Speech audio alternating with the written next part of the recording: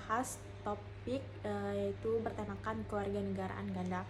Kewarganegaraan ganda di Indonesia sebagai isu yang kompleks dan relevan, terutama di tengah era globalisasi dan meningkatnya mobilitas di internasional. Kewarganegaraan ganda adalah status hukum di mana seseorang diakui sebagai warga negara oleh lebih dari satu negara, seperti misalkan mempunyai kewarganegaraan Indonesia dan juga warga negara asing, misalkan seperti di Jerman. Nah,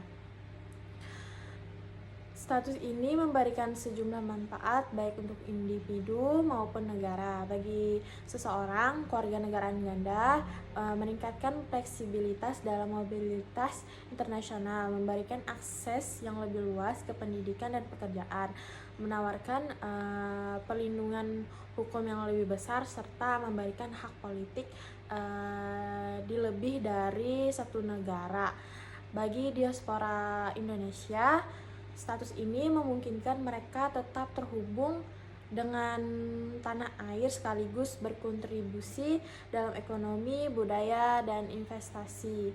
Nah, manfaat lain yang bisa diuraikan yaitu termasuk peningkatan hubungan ekonomi antara negara asal dan negara tempat tinggal, perluasan basis ekonomi, dukungan terhadap investasi, serta kontribusi terhadap promosi budaya Indonesia di luar negeri. Diaspora Indonesia yang memainkan peran penting dalam mempromosikan kepentingan nasional di luar negeri seringkali mengadvokasi penerapan kewarganegaraan ganda untuk mengakomodasi kebutuhan mereka.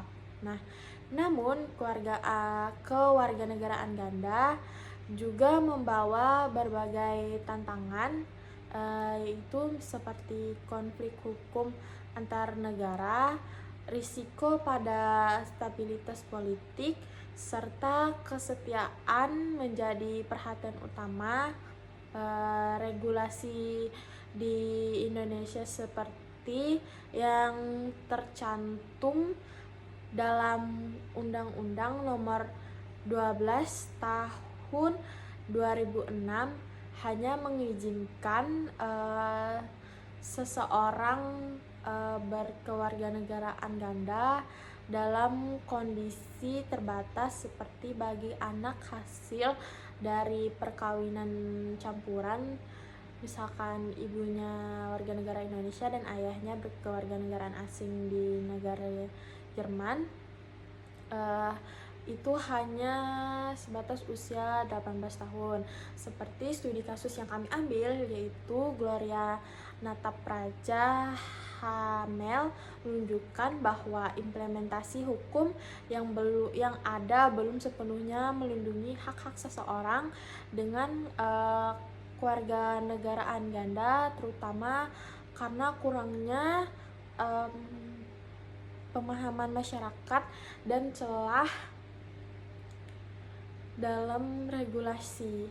Upaya untuk menyelesaikan tantangan yang telah dilakukan melalui revisi kebijakan seperti yang diatur dalam Peraturan Pemerintahan Nomor 21 Tahun 2022. Revisi ini bertujuan memberikan kemudahan administratif, memastikan hak-hak anak hasil dari perkawinan campuran ini tetap terlindungi, dan menciptakan sistem yang lebih inklusif. Nah,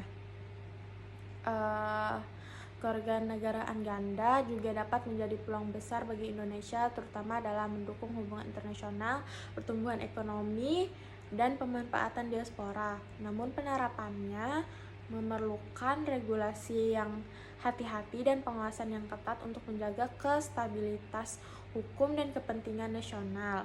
Rekomendasi yang diberikan mencakup penguatan regulasi, pengembangan sistem administrasi digital untuk mempermudah pengelolaan kewarganegaraan, dan edukasi bagi diaspora tentang hak dan kewajiban mereka.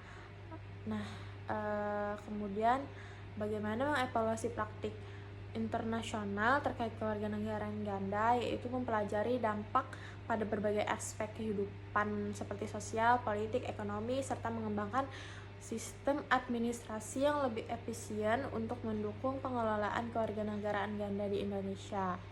Nah, Dengan langkah ini diharapkan Indonesia dapat lebih merumuskan kebijakan yang lebih adaptif dan efektif dalam mengelola kewarganegaraan ganda yang tidak hanya mengakomodasi kebutuhan seseorang, tetapi juga melindungi stabilitas nasional.